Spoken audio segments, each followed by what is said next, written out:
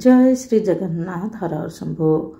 आज आम आलोचना करवा रज विषय रजर किसी मुख्य कथा आ रजर ठाकुर पूजा करने उचित किंबा अनुचित से विषय आलोचना करवा वो रज पर्व पालन मुख्य कथा गुड़ाक आज आम आलोचना करवा तार महत्व कौन से विषय आम आलोचना करवा। आम ओडिया संस्कृति में रज को एत प्राधान्य कहीं दि जाइए आ रज ओडिशा छड़ा आउ कौटी पालन करा जाउछि से विषय में आम आलोचना करवा।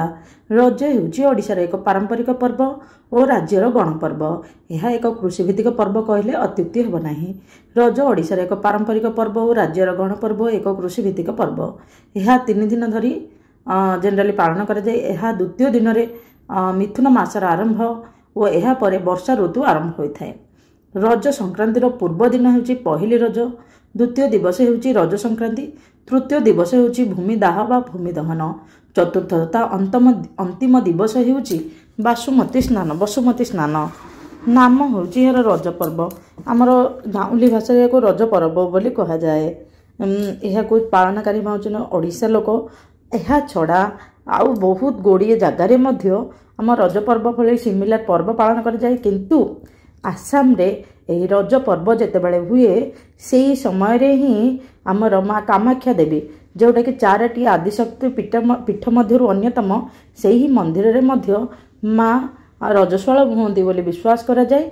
वो सही समय रे मंदिर को बंद करा जाए और सही समय रे जहाँ गोटे धला कपड़ा रखा जाए थाए जितेबाला कबाट खोला जाए। आमर तो ओडिशा रे 3 दिन हुए, से 7 दिन पर जितेबाला किछि जन मतरे 3 ରୁ 7 दिन मध्य जितेबाला तिथि बाहर से भितर कबाट खोलती माने माँकर फाटक खोले सेतेबेले से जो व्हाइट कलर कपड़ा थाए माने सफेद रंगर माने शुभ्र वस्त्र कपड़ा जहाँ थी वस्त्र थी सेटा रेड कलर हो जाए माने रक्त वर्ण हो जाए आउ सेटा को प्रसाद हिसाब रे दिया जाए। से पाखरे जहाँ नदी बहुची यही समय रे से सब से पानी मध्य रक्त वर्णर हो जाए। तापरे जेतेबेले कबाट खोला जाए तापरे से माने सेठी आंबुबाची मेला करते जहाँकि रज पर्वर संकेत प्रदान करिथाए। यह छड़ा आमर साउथ ऑफ इंडिया बहुत गुड़े जगार रज पर्व भली ए सब पर्व मध्य अछि। किंतु आमर ओडिशार रज पर्वर पालन गोटे नियारा धरणर करा जाए जोटा कि आउ कौटी देखिया पई मिल न थाए। रज पर्व एक कृषिभित्तिक पर्व। जेतेबेले देख आमे गोटे नारीटी जेतेबेले प्रजननक्षम होता है जेतेबेले गर्भधारण करिथाए जेतेबेले प्रसव संतान प्रसव करथाए सेतेबेले ताकू माने विश्राम करिया पई दिया जाय थाए। जेतेबेले हमर वर्षा ऋतु आसे आमर सबु अमल करिया पई माने धान रुआ काम ए सबु आरंभ होता है जेतेबेले बसुमती स्नान परे। सेहित पई एही 3 दिन पर्यंत किछि हळ काम करंती नाही, भूमि को विदारिबा ए सब करंती नाही। तो ता छड़ा जेहेतु बसुमती माता गोटे स्त्री लोक माने झियो तांको तांकर प्रतिरूप होउचंदी झियो माने झियो बहु माने जो माने प्रजनन क्षम धारण करचंदी जे माने हमर भविष्यत वंशधर को आगे नेबे सेमानको मध्य रज पर्व रे सब करा जाए अच्छी। यही एक्चुअली ता पूर्वरु जो रज पर्व पालन करा जाए एथिरे कौन करा जाए झियो माने किछि काम करंते नाही, काटिबा बाटिबा ए सब नुआ बहु माने स्पेशली झियो माने ए सब काम करंते नाही। यार गोटे मुख्य कथा भी आम एमती देखिपार ये गोटे समाज संस्कारक समाज रे समानता आनिबार एक प्रतीक बोली आम कहीपर। कहीं पूर्व काल रे जो माने स्वामी माने थिले घरर पुरुष लोक माने थिले जे भाई हुंतु जे भी होउचंदी हुंतु से माने घरर रोषेई काम किछि करूनथिले साहाय्य करूनथिले। से समय रे हमर तो ग्राइंडर परि ए सब किछि नथिला से शिल रे बाटी ए सब करके करा दिबार। तो कौन होथिबार सबु स्त्री लोक माने प्राय सब बेले काम करे से माने बहुत जतले सेहिति पई यही रज पर्वर आरंभ हैला माने मे बी से मानको विश्राम देबा पई से मानको समाजर मुख्य स्रोत रे आनिया पई सब झियो माने हस खुशी रे एटलिस्ट वर्षर 3 दिन बितेबा पई ए सब आसीदिला।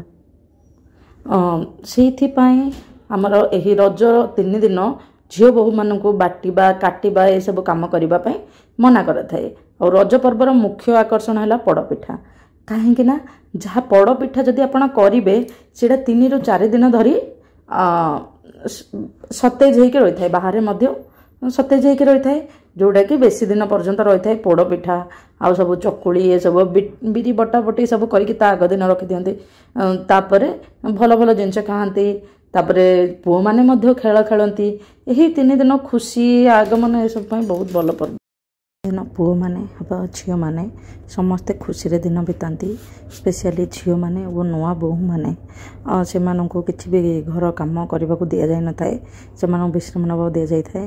ସେମାନଙ୍କୁ ରଜ ପାନ ଗୋଟେ ଦିଆଯାଇଥାଏ ଖାଇବା ପାଇଁ ଓ ପୃଥିବୀ ମାତାଙ୍କୁ ଯେପରି ସମ୍ମାନ ଦିଆଯାଏ, ଝିଅମାନଙ୍କର ଖୁସିକୁ ମଧ୍ୟ ସେତିକି ସମ୍ମାନ ଦିଆଯାଏ। ଏଠୁ ଜଣାପଡ଼େ ଆମର ଜାତି କେତେ ଉନ୍ନତ ଓ ସଂସ୍କୃତ ଆମ ପରମ୍ପରା। ପ୍ରଥମ ଦିନକୁ ପହିଲି ରଜ କୁହାଯାଏ, ଦ୍ୱିତୀୟ ଦିନକୁ ରଜ ସଂକ୍ରାନ୍ତି, ତୃତୀୟ ଦିନକୁ ବସୁମତୀ ସ୍ନାନ ଓ ଭୂମି ଦହନ କୁହାଯାଏ।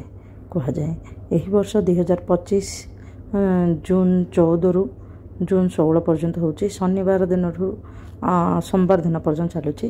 ଏହା ଚାଷ କାମର ଆରମ୍ଭକୁ ସୂଚାଇଥାଏ।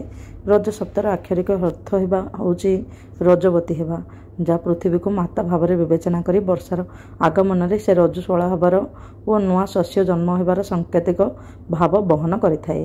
ଏହି ଦିନରେ ଚାଷୀମାନେ ବସୁମତୀ ତଥା ହଳ ଲଙ୍ଗଳ ପୂଜନ କରିବା ସହ ଚାଷ କାମରୁ 3 ଦିନ ପାଇଁ ବିରତି ନେଇଥାନ୍ତି। ରଜରେ ପୋଡ଼ପିଠା ଓ ପାନ ଖିଆ ସହିତ ଝିଅମାନଙ୍କର ରଜଦୋଳି ଓ ପୁଚି ଖେଳ ସହ ପୁଅମାନଙ୍କର ଲୁଡ଼ୁ, ତାସ, ବାଗୁଡ଼ି ଇତ୍ୟାଦି ଖେଳ ଏହି ଦିବସଟିରେ ପାଳନ କରାଯାଇଥାଏ। ବିଶେଷତ୍ୱ କ'ଣ ହେଉଛି? ଆଷାଢ଼ ମାସ ଚତୁର୍ମାସିଆ ବ୍ରତର ପ୍ରଥମ ମାସ। ଏହି 4 ମାସ ମୁନି ଋଷି ଓ ସାଧୁମାନେ ସେମାନଙ୍କର ପରିଭ୍ରମଣ ତ୍ୟାଗ କରି ଏକ ସ୍ଥାନରେ ନିର୍ଦ୍ଦିଷ୍ଟ ହୋଇ ସାଧନା କରିଥାନ୍ତି। ଏହି ମାସକୁ ଦାମ୍ପତ୍ୟ ଜୀବନର ସର୍ବଶ୍ରେଷ୍ଠ ସମ୍ଭୋଗର ମାସ ବୋଲି ମଧ୍ୟ ଗ୍ରହଣ କରାଯାଏ। ବିରହ ବିଧୁର ଯକ୍ଷର ପ୍ରିୟା ଉଦ୍ଦେଶ୍ୟରେ ମେଘ ମାଧ୍ୟମରେ ପ୍ରେରିତ ବାର୍ତ୍ତାକୁ ନେଇ ମହାକବି କାଳିଦାସଙ୍କ ରଚିତ ମେଘଦୂତ ମହାକାବ୍ୟ ଏହି ଅନବଦ୍ୟ ସାଂସ୍କୃତିକ ବୌଦ୍ଧିକ ପ୍ରତିଲିପି ଓ ଇତିକଥା। ଆଷାଢ଼ ମାସର ପ୍ରଥମ ବର୍ଷାର ଆଗମନରେ ମେଘ ଓ ମାଟିର ମିଳନ ହୁଏ। ମାଟି ମା ହୁଏ ରଜସ୍ୱଳା। କୃଷି ପ୍ରଧାନ ଦେଶ ଭାବେ ଖ୍ୟାତି ଲାଭ କରିଥିବା ଆମ ଦେଶରେ ମାଟି ମା ବହୁ କିସମର ଫସଲ ଫଳାଇ ଆମରି ହାତରେ ଅଜାଡ଼ି ଦିଏ। ମାଟିଏ ଯେମିତି ପ୍ରଜନନ ପୂର୍ବରୁ ବିଶ୍ରାମ ଆବଶ୍ୟକ କରେ, ସେମିତି ପ୍ରଜନନକ୍ଷମ ହେବାକୁ ଯାଉଥିବା ମାଟି ମାକୁ ରଜ 3 ଦିନ ବିଶ୍ରାମ ଦିଆଯାଇଥାଏ ବୋଲି ବିଶ୍ୱାସ ଅଛି। ମାସର ପ୍ରଥମ ବର୍ଷାରେ ଆଗମନରେ ମେଘ ଓ ମାଟିର ମିଳନ ହୁଏ। ମାଟି ମା ହୁଏ ରଜସ୍ୱଳା। କୃଷି ପ୍ରଧାନ ଦେଶ ଭାବେ ଖ୍ୟାତି ଲାଭ କରିଥିବା ଆମ ଦେଶର ମାଟି ମା ବହୁ କିସମର ଫସଲ ଫଳାଇ ଆମରି ହାତରେ ଅଜାଡ଼ି ଦିଏ। ମାଟିଏ ଯେମିତି ପ୍ରଜନନ ପୂର୍ବରୁ ବିଶ୍ରାମ ଆବଶ୍ୟକ କରେ, ସେମିତି ପ୍ରଜନନକ୍ଷମ ହେବାକୁ ଯାଉଥିବା ମାଟି ମାକୁ ରଜ 3 ଦିନ ବିଶ୍ରାମ ଦିଆଯାଏ ବୋଲି ବିଶ୍ୱାସ ଅଛି। ପହିଲି ରଜରେ ଆରମ୍ଭ ହୁଏ ପୂର୍ବ ପ୍ରସ୍ତୁତି। 3 ଦିନ ଧରି ଧରଣୀ ମାତାକୁ ବିଶ୍ରାମ ଦିଆଯାଏ, ଯେଉଁଥିପାଇଁ ଭୂଖନନ ବାରଣ କରାଯାଇଥାଏ। ମାତୃଜାତି ମଧ୍ୟରେ ଉତ୍ସାହ ଓ ଉନ୍ମାଦନା ନୂତନ ଶକ୍ତି ଜାଗ୍ରତ କରିବା ପାଇଁ ପାଳନ କରାଯାଇଥାଏ ରଜ ପର୍ବ। କୁମାରୀମାନଙ୍କ ପାଇଁ ରଜ ପର୍ବ ହେଉଛି ତାଲିମ ପ୍ରଦାନକାରୀ ପର୍ବ। ଆଷାଢ଼ର ପହିଲି ବର୍ଷାରେ ମାଟି ମା'ର ପ୍ରଜନନ ଶକ୍ତି ଜାଗ୍ରତ ହୋଇଥାଏ। ଏହି କାରଣରୁ ଧରଣୀ ମାତାକୁ ରଜସ୍ୱଳା ସ୍ତ୍ରୀ ସହିତ ତୁଳନା କରାଯାଏ। ଅବିବାହିତ ଝିଅଙ୍କ ପାଇଁ ଗର୍ଭଧାରଣ କ୍ଷମତା ପ୍ରାପ୍ତିର ଏକ ସାଂକେତିକ ପର୍ବ ହେଉଛି ରଜ। ଜଣେ ନାରୀ ଭାବେ ଆଗାମୀ ଦିନର କର୍ତ୍ତବ୍ୟ ସମ୍ପାଦନ କରିବାକୁ ହେବ, ତାହା କୁମାରୀମାନଙ୍କୁ ଶିଖିବାକୁ ପଡ଼ିଥାଏ। ଏହି ରଜ ପର୍ବ ପାଳନ ଅବସରରେ କୁମାରୀମାନେ ରଜ ପର୍ବର ମୌଜ ଭିତରେ ଜଣେ ନାରୀର ଚଳନୀ ଆଚାର ସଂହିତାକୁ ବିଧି ଭାବରେ ପାଳିଥାନ୍ତି ଏବଂ ଭବିଷ୍ୟତରେ ଯେମିତି ଝିଅଟି ନାରୀ ଭୂମିକାରେ ଅବତୀର୍ଣ୍ଣ ହୋଇ କର୍ତ୍ତବ୍ୟ ସମ୍ପାଦନ କରେ, ଏହି ଆଚାର ସଂହିତା ତାକୁ ସହାୟ ହୋଇଥାଏ। ରଜ 3 ଦିନ ଧରି ରଜସ୍ୱଳା ନାରୀ ଭାବେ ଧରଣୀ ମାତାକୁ କଷ୍ଟ ନ ଦେଇ ଭୂମି କର୍ଷଣ ନ କରି ବିଶ୍ରାମ ଦେଲାବେଳେ କଟା ବଟା ଆଦି ଗୃହ କାମ ନ କରି କୁମାରୀମାନେ ବିଶ୍ରାମ କରନ୍ତି। ଧରଣୀ ମାତା ଶସ୍ୟ ଶ୍ୟାମଳାପୂର୍ଣ୍ଣ ହେବା ପାଇଁ ପ୍ରାଥମିକ ପ୍ରସ୍ତୁତି ଭାବରେ ରଜ 3 ଦିନ ବିଶ୍ରାମ ମିଳିଥାଏ ତାଙ୍କୁ। ଠିକ୍ ସେହିପରି ଝିଅ ବୋହୂମାନଙ୍କ ଭବିଷ୍ୟତ ସାଂସାରିକ ଜୀବନ ସୁଖମୟ କରିବାକୁ ରଜ ପର୍ବର କଳ୍ପନା କରାଯାଇଛି। ରଜ ପର୍ବର ବିଧି ବିଧାନକୁ ସେମାନେ ନିଜେ ପାଳନ କରି ଜଣେ ମାତାର କର୍ତ୍ତବ୍ୟକୁ ସୁଚାରୁ ରୂପେ ତୁଲାଇ ପାରିବେ ଏବଂ ଭବିଷ୍ୟତରେ ନିଜ ଝିଅମାନଙ୍କୁ ସ୍ୱ ଅନୁଭୂତିରୁ ଶିଖି ସଂସାର ନିୟମ ଶିଖାଇବେ। ଏହାର ପାଳନ ବିଧି କିପରି? ଏହି ପର୍ବ ପାଳନ ବେଳରେ ଘରର ଘରଣୀମାନେ ସାଧାରଣ କାମରୁ ଛୁଟି ନେଇ ନାନାଦି ଖେଳରେ ମାତିଥାନ୍ତି। ଅଭିଆଡ଼ି ଝିଅମାନେ ଶାଢ଼ୀ ଆଦି ପିନ୍ଧି ରଜ ଦୋଳି ଖେଳ, ପୁଚି ଖେଳ ଆଦି ସମୟରେ ଅତିବାହିତ କରିଥାନ୍ତି। ଏହି ଦିନ ଧରଣୀ ମାତାକୁ ସମ୍ମାନ ଦେଇ କେହି ଭୂଇଁ ଉପରେ ପାଦ ଖାଲି ପାଦରେ ଚାଲିନଥାନ୍ତି। ପତ୍ର ଖଳପାରେ ତିଆରି କଠଉରେ ଭୂଇଁ ଉପରେ ଚାଲିବାର ବିଧି ରହିଛି। ଏହି 3 ଦିନ ପୋଡ଼ପିଠା ଚକୁଳି ପିଠା ଆଦି ଖିଆଯାଇଥାଏ। ଏହି ସମୟରେ ଖାଲି ପାଦରେ ଚାଲିବା ମନା ହୋଇଥାଏ। ପରମ୍ପରା ଅନୁସାରେ ଏହି ଦିନ ଭୂମି ଉପରେ ଖାଲି ପାଦରେ ଚାଲିବାକୁ ମନା କରାଯାଇଥାଏ। କୁମାରୀମାନେ ଖାଲି ପାଦରେ ଚାଲନ୍ତି ନାହିଁ। ଅଧିକାଂଶ ସମୟ ଦୋଳିରେ ଝୁଲନ୍ତି ଓ ଗୁଆ ଖଳପା ପିନ୍ଧି ଚପଲ ପିନ୍ଧି ଚଳପ୍ରଚଳ ହୁଅନ୍ତି। ଏହି ସମୟରେ ପ୍ରଥମ ଦିନକୁ କାଉ ସୁନ୍ଦର କୁହାଯାଏ। କାଉ ସୁନ୍ଦର ମାନେ ଏହି ଦିନ ମାନେ ସବୁ ଝିଅମାନେ ହଳଦୀ ତେଲ ମାଖି ଆଉ ଅଳତା ଏସବୁ ଲଗାନ୍ତି, ମେହେନ୍ଦି ଏସବୁ ଲଗାନ୍ତି। ତାପରେ ଦ୍ୱିତୀୟ ଦିନରେ ମୁଣ୍ଡ ସଫା ଏସବୁ କରନ୍ତି। ତୃତୀୟ ଦିନରେ ବସୁମତୀ ସ୍ନାନରେ ପୁଣି ଥରେ ମାନେ ଯେତେବେଳେ ବସୁମତୀ ସ୍ନାନ ହୁଏ ସେତେବେଳେ ପୁଣି ଗାଧାନ୍ତି। ଆଉ ସବୁଠୁ ମଜାର କଥା ହେଇଛି ଏହି ସମୟରେ ଯାହାର ପିରିୟଡ଼ ହେଇଯାଇଥାଏ ସେମାନଙ୍କୁ ଜମା ବି ଅନ୍ନ ଖାଇବାକୁ ଦିଆଯାଏ ନାହିଁ। କୁହାଯାଏ କି ଏହି ସମୟରେ ଯେତେବେଳେ ଆମ ମା ରଜସ୍ୱଳା ହେଇଛି ମାନେ ସେ ସ୍ତ୍ରୀ ଲୋକଟି କିମ୍ବା ସେ ଝିଅ ପିଲାଟି ରଜସ୍ୱଳା ହେଇଛି ତାକୁ ମଧ୍ୟ ମାଆଙ୍କ ସହିତ ତୁଳନା କରାଯାଇଥାଏ ଓ ଏ ସହିତ ତାକୁ ସେ କେବଳ ପିଠାପଣା ଖାଇବାକୁ ଦିଆଯାଏ, ଅନ୍ନ ଖାଇବାକୁ ମାନେ ଭାତ ଖାଇବାକୁ ମନା କରାଯାଇଥାଏ।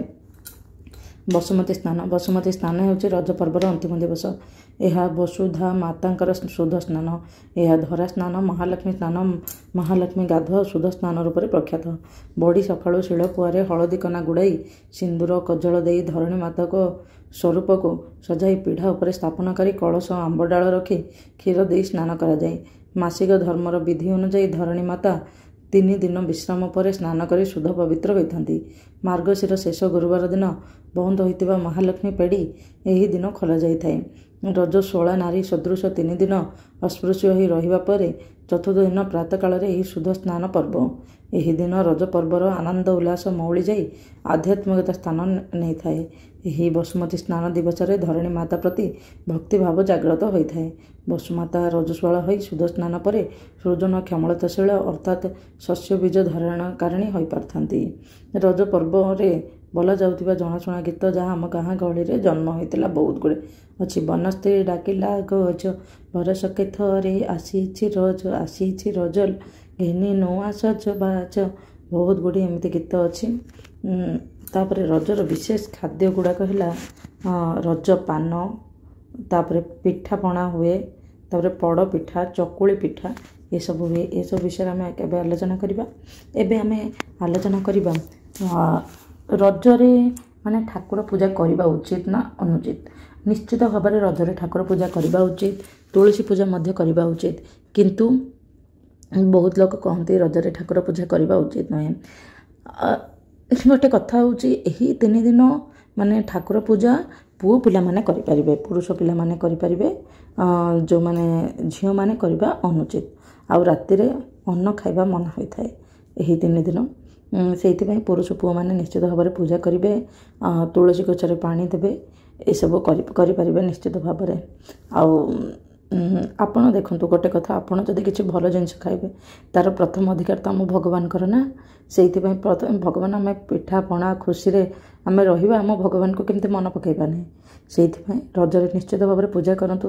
ଯଦି ଆପଣ ଠାକୁର ଘର ବି ନ ଯାଉଛନ୍ତି କି ଆପଣ ଯାହା ଭଲ ଜିନିଷ ଖାଉଛନ୍ତି ସେଥିରୁ ଟିକିଏ ବାହାର କରି ସେଇଟାକୁ ନିଶ୍ଚିତ ଭାବରେ ପୂଜା କରିବେ, ତାପରେ ଖାଇବେ, ଭଗବାନଙ୍କୁ ଅର୍ପଣ କରିବେ, ଖାଇବେ। ଏହା ଆମର ହିନ୍ଦୁ ସଂସ୍କୃତିର ବିଧି। ସେଇଥିପାଇଁ ଏହି ରଜରେ କିଛି ବି ନ ଭାବିକି ନିଶ୍ଚିତ ଭାବରେ ପୂଜା କରିବେ। ଏହା ରହିଲା ଆମର ରଜର କଥା। ଆରମ୍ଭ ହେବାକୁ ଯାଉଛି ଆସନ୍ତାକାଲିଠାରୁ ଆମର ରଜ 2025 ମସିହାର। ଆପଣଙ୍କୁ ଅନେକ ଅନେକ ଶୁଭେଚ୍ଛା ଓ ଶୁଭକାମନା। Happy Raja to all. ଜୟ ଶ୍ରୀ ଜଗନ୍ନାଥ। ହର ଶମ୍ଭୁ। ଆପଣଙ୍କୁ ଯଦି ଏହି ଭିଡ଼ିଓ ଭଲ ଲାଗିଲା ନିଶ୍ଚିତ ଭାବରେ ଲାଇକ୍ ସେୟାର ସବସ୍କ୍ରାଇବ୍ କରିଦେବେ, କମେଣ୍ଟରେ ହେପି ରଜ ଲେଖିଦେବେ। ଆଉ ଆପଣଙ୍କ ଘରର ସମସ୍ତଙ୍କୁ ହେପି ରଜ ଓ ଜୟ ଜଗନ୍ନାଥ। ହର ଶମ୍ଭୁ।